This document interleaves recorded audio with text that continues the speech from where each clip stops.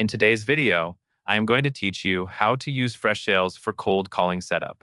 This quick setup is all about placing a call directly from a contact record inside Freshsales using the built-in dialer button. Before you begin, make sure your Freshsales account has calling enabled.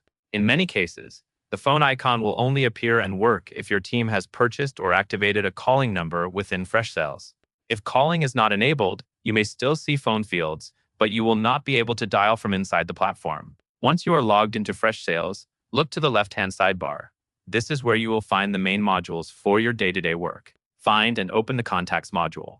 This brings you to a list view that shows your saved contacts in a table format, usually including details like name, company, and phone number if it has been added.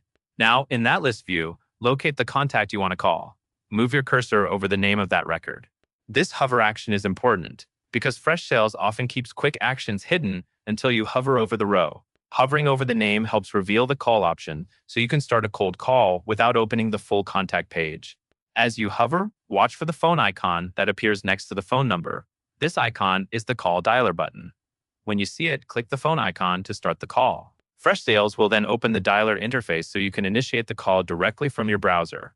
For best results, confirm that the contact has the correct phone number saved and that it includes the right country or area code based on your calling settings. If the phone icon does not appear, double-check that the contact record actually contains a phone number and confirm that your Freshsales plan has a calling number assigned and active. Once the dialer opens, you can proceed with your call and keep your workflow inside the CRM, which makes it easier to stay organized while you prospect. And that is all there is to it.